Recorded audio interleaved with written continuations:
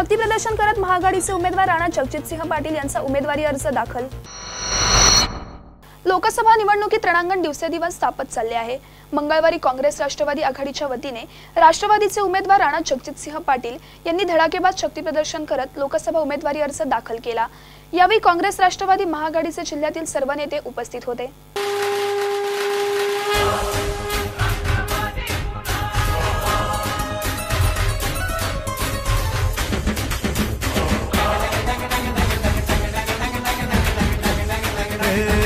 आवाज कोणाचा, आवाज जनतेचा, दाही दिशातून घुमला राष्ट्रवादी पुन्हा। शहरातील लेडीज क्लब येथे भव्य कार्यकर्ता मेळावा आयोजित करण्यात आला होता। भर उन्हात ढोल ताशांच्या गजरात काढण्यात आलेल्या रॅलीमध्ये तरुण मोठ्या संख्येने सहभागी झाले होते। लेडीज क्लब पासून आंबेडकर चौक ते छत्रपती शिवाजी महाराज चौकापासून जिल्हाधिकारी कार्यालयावर प्रचंड मोठ्या रॅलीने शक्ती प्रदर्शन करण्यात आले।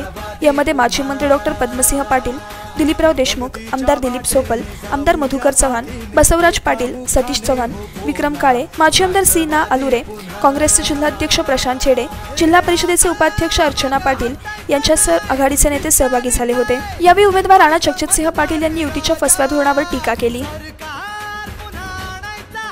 माझं म्हणणं काय आहे, हा विषय जो आहे निवडणुकीचा हा अतिशय स्पष्ट पाहिजे की जनतेला कोण न्याय देऊ शकतं। गेले 15 वर्ष आमदार म्हणून मी काम करतोय। आपल्या भागातल्या जनतेला न्याय मी दिलेला आहे का नाही ते जनतेला माहिती आहे ना। माझा पराभव झाल्यानंतर सुद्धा 5 वर्ष मी उस्मानाबाद जिल्ह्यामध्ये लोकांच्या अडीअडचणीसोबत फिरलो का नाही हे जनतेला माहिती आहे ना।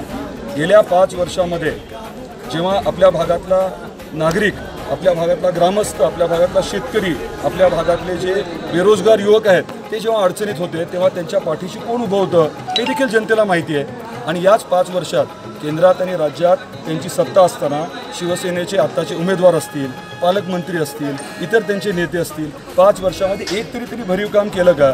पालकमंत्रीपद त्यांचं, राज्य सरकार त्यांचं, केंद्र सरकार त्यांचं। 5 वर्षात मी सांगतो एकही मोठा प्रकल्प ज्याच्याने उस्मानाबाद जिल्ह्यातल्या जनतेला न्याय मिळेल, औसातल्या जनतेला न्याय मिळेल, बार्शीच्या जनतेला न्याय मिळेल असा एकही प्रकल्प झाला नाही।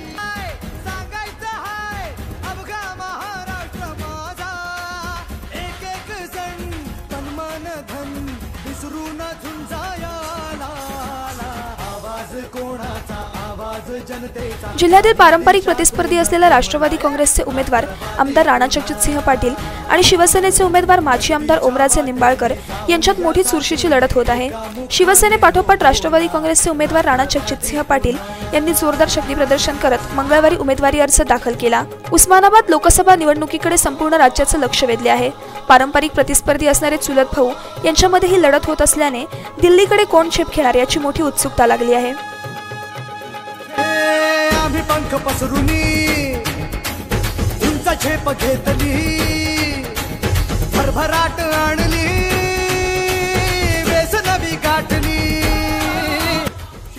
चे वारे राज्यभर वाहत असताना आपल्याला आपण पाहत आहोत उस्मानाबाद जिल्ह्यातील लोकसभेची लढत ही अतिशय प्रतिष्ठेची आणि पारंपरिक प्रतिस्पर्धी असणाऱ्या 2 उमेदवारांमध्ये या ठिकाणी संपन्न होत आहे।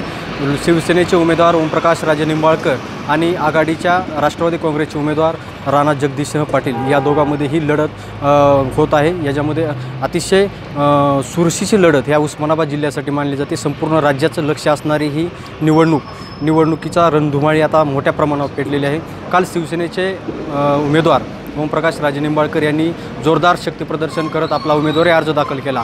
त्यापाठोपाठच आज म्हणजे फॉर्म सबमिट करायच्या शेवटच्या दिवशी, आजच्या दिवशी या ठिकाणी राणा जगजितसिंह पाटील यांनी अफाट अशी गर्दी जमवून या ठिकाणी आपला उमेदवारी अर्ज दाखल केला। म्हणजे या निवडणुकीमध्ये कोण बाजी मारणार, धनुष्यबाण येणार की घड्याळाची टिकटिक होणार याचा येणारा काळच आता ठरवणार आहे। बालाजी सुरवशी, संवाद मराठी लाईव्ह, उस्मानाबाद।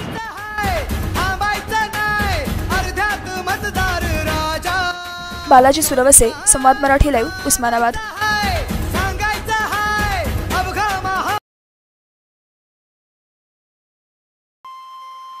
श्री गणपती संस्थान महड, तालुका खालापूर, जिल्हा रायगड।